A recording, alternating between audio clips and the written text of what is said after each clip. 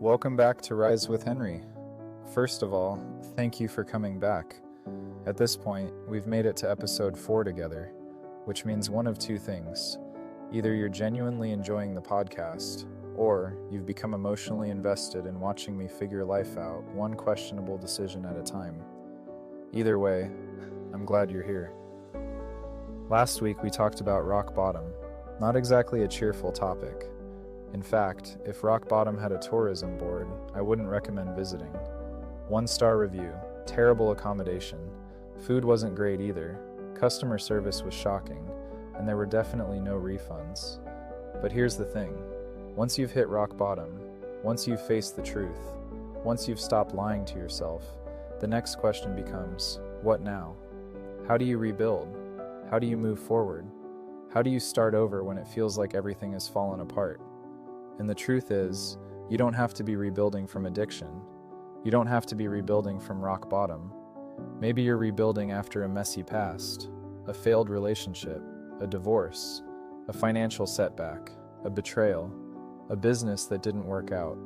Or maybe you're simply rebuilding the relationship with yourself. Because sometimes the hardest person to forgive is the one staring back at you in the mirror. You know, it's interesting. Last week I had a few different conversations, one with my sister, one with my younger brother, and one with a very good friend of mine.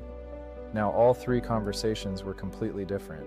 Different people, different situations, different perspectives, but they all had one thing in common: personal growth, honest conversations, no pretending, no sugarcoating, no nonsense, just real conversations about life, the good, the bad, and everything in between. And when I reflected on those conversations, I realized something.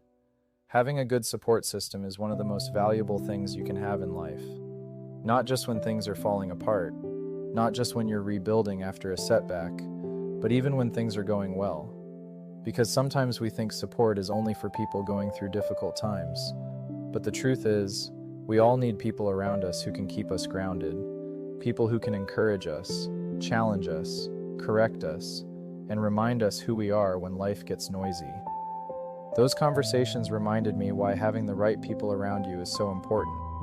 Whether you're rebuilding your life, maintaining your progress, chasing a dream, or simply trying to become a better version of yourself. Because rebuilding your life isn't just about what you do, it's also about who you do it with. I used to think rebuilding would happen in one big moment, one breakthrough, one motivational speech, one Monday morning where I suddenly woke up as a completely different person. You know, the kind of Monday where you wake up at 5 a.m., drink a green smoothie, read 3 books, go to the gym, meditate, start a business, fix your finances, and somehow become a millionaire by Wednesday. Turns out that's not how it works. Rebuilding your life is a lot less exciting than people think. It's mostly small decisions repeated over and over again. And looking back now, there were 3 things that helped me rebuild. Not overnight, not perfectly, but enough to start moving in the right direction. Lesson number 1, get honest with yourself. This was the hardest one, because it's easy to lie to other people, but it's even easier to lie to yourself. I became very good at making excuses, very good at blaming circumstances, very good at saying things like, I'll start next week. It's not that bad. I've got it under control. Meanwhile, my life was heading in the opposite direction. The day things started changing was the day I got honest. No excuses, no blaming, no pretending, just honesty. And trust me, that conversation was uncomfortable.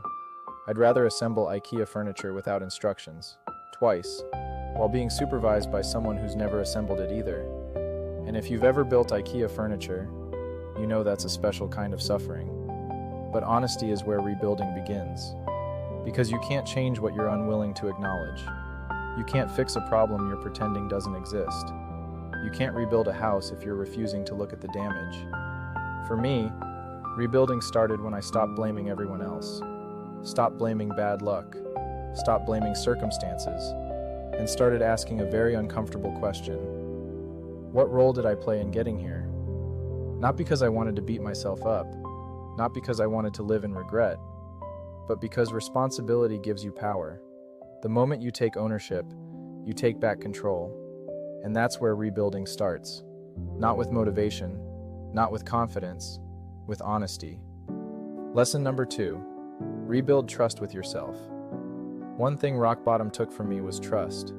Not trust in other people, trust in myself. If you listen to episode 2, you'll remember I talked about alcohol. One of the biggest things excessive drinking stole from me wasn't just money. Although looking back at some of those bar tabs, I probably could have bought a small island by now, or at least a decent lawnmower. It wasn't just opportunities. It wasn't just relationships. It stole trust. My own trust. I'd make promises to myself, then break them. I'd say, "This is the last time," then repeat the same behavior. I'd say, "Tomorrow will be different," then tomorrow looked suspiciously similar to yesterday. I'd say, "I'll start Monday." At one point, I had so many fresh starts that even Monday stopped believing me. Monday looked at me and said, "Henry, I'm giving you opportunities. What you do with them is your business." And after enough broken promises, something happens. You stop trusting yourself. That's a dangerous place to be, because if you don't trust yourself, how can you build confidence? The good news is, trust can be rebuilt, the same way it's built in the first place. One promise at a time, one action at a time, one kept commitment at a time. Go for the walk, read the chapter, do the workout, make the phone call, show up when you said you would. Every time you keep a promise to yourself, you lay another brick, and before long, those bricks become a foundation. Lesson number 3, stop waiting until you feel ready. This one changed everything. For years I waited for motivation. I waited for confidence. I waited for the perfect moment. The problem? Perfect never showed up. Apparently it got lost somewhere with my 6-month book deadline. And trust me, I've been looking for both. The truth is, most people don't feel ready. They start anyway. They take the step while they're scared. They make the phone call while they're nervous. They apply before they feel qualified. They begin before they have all the answers. Because action comes first. Confidence comes second, not the other way around. I wish someone had told me that years ago, because I spent a lot of time waiting for the right time, waiting for the right opportunity, waiting for the right feeling. Meanwhile, life kept moving. And eventually I realized something. The people who change their lives aren't fearless. They're just willing to move despite the fear. And that brings me to something I've been thinking about lately. You know, it's funny. Years ago, I used to read books like The 48 Laws of Power and The Art of War. I was fascinated by strategy, power, winning, getting ahead, learning how the world works. And don't get me wrong, I learned a lot from those books. But as I got older, as life humbled me a few times, as I found myself rebuilding after mistakes, setbacks, and some very questionable decisions, I started developing a different theory, a different philosophy. Because eventually I realized something. The greatest battle you'll ever fight isn't against your competitors. It isn't against your enemies. It isn't against people who doubt you. It's against yourself, against your excuses, against your fears, against your bad habits, against the voice that says, "You can start tomorrow." The older I get, the more I believe success isn't about conquering other people. It's about conquering yourself. It's about mastering your emotions, keeping your word, doing the right thing when nobody is watching, getting back up after you've fallen, and becoming a little better than you were yesterday. Because at the end of the day, the person I've spent the most time fighting in this life has been Henry. And trust me, Henry can be a lot. I've argued with him, negotiated with him, made promises to him, broken promises to him, and occasionally blamed him for problems he definitely created. If I could have fired Henry and hired a replacement, there were days I would have seriously considered it. But once I started winning that battle, everything else started getting better too. Not perfect, not overnight, but better. And that's when I realized, rebuilding your life isn't about becoming someone else. It's about becoming who you were always capable of being. Imagine your life as a house. Maybe life knocked a few walls down. Maybe it knocked the entire thing down. That's painful. I've been there. But rebuilding doesn't start with the roof. It starts with one brick, one habit, one decision, one promise kept, one day where you choose not to quit. That's how rebuilding happens. Not all at once, brick by brick, day by day, decision by decision. And there's one more thing I want to mention. You don't have to rebuild your life alone. In fact, one of the biggest mistakes I made was thinking I had to carry everything by myself. I thought asking for help was a sign of weakness. I thought I had to figure everything out on my own. But rebuilding becomes a lot harder when you're fighting every battle by yourself. Finding a support system is critical when you're rebuilding your life. It could be a friend, your mother, your father, your brother, your sister, a mentor, someone you trust, someone who will tell you the truth, even when it's not what you want to hear. And if you don't have that person right now, please don't be afraid to seek professional help. There are incredible services out there. Many of them are free or affordable, and sometimes the strongest thing you can do is ask for support. Because here's what I've learned. Your struggles don't make you weak. Pretending you don't have them doesn't make you strong. We all need help sometimes. We all need someone to talk to. And I'd rather you speak to someone about what you're carrying than give up on your potential. Because the world doesn't need a perfect version of you. It needs the version of you that keeps going, the version that keeps fighting, the version that refuses to quit. And sometimes all it takes is one conversation to change the direction of your life. And while we're talking about support systems, let's have an honest conversation about the company we keep. Because rebuilding your life isn't just about finding the right people. Sometimes it's about leaving the wrong people. Now, before anyone gets upset, I'm not saying you should cut everyone off and move to a cabin in the mountains. Although after some of the people I've met, I can understand the temptation. What I am saying is this. Take a look at the people around you. Do they encourage you? Do they challenge you? Do they hold you accountable? Do they celebrate your growth? Or do they only show up when you're making bad decisions? Do they pull you forward? Or do they keep pulling you back? One thing I learned is that not everybody can come with you into the next chapter of your life. And that's okay. Some people are attached to the version of you that existed before you started growing. The version that settled. The version that made excuses. The version that stayed comfortable. And the moment you start changing, some people become uncomfortable. Not because you're doing something wrong, but because your growth reminds them of what they're avoiding. And here's something I had to learn the hard way. Bad company is expensive.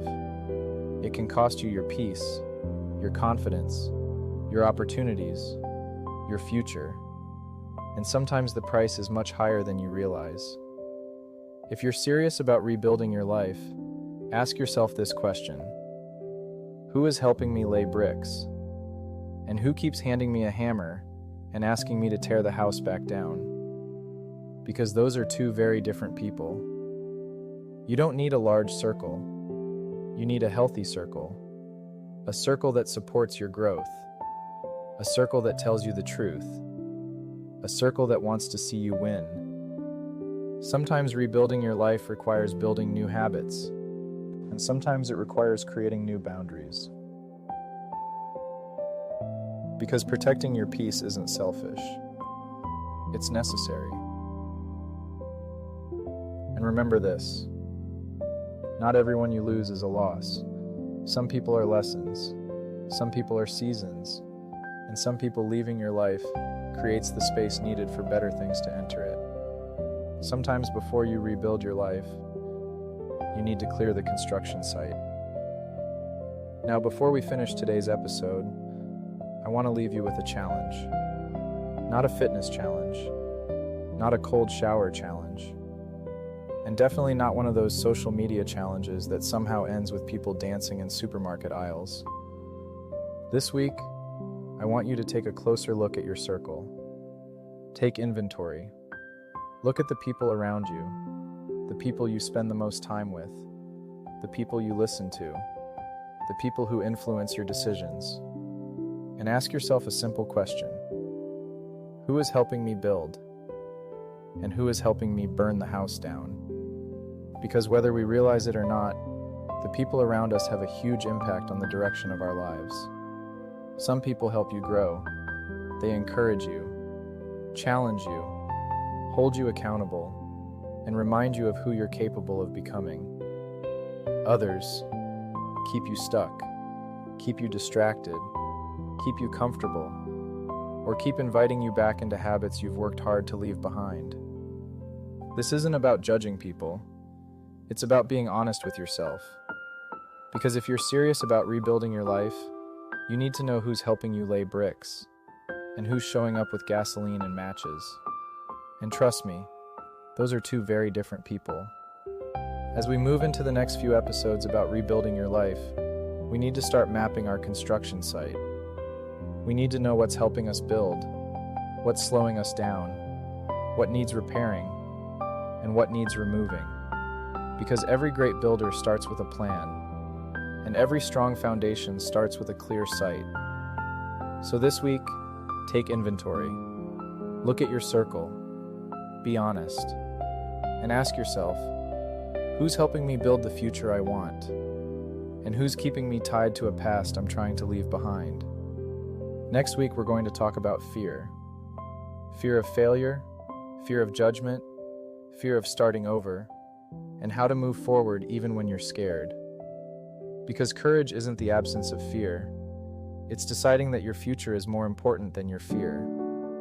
Until then, keep laying the bricks, keep doing the work, keep rising, and I'll see you in the next episode.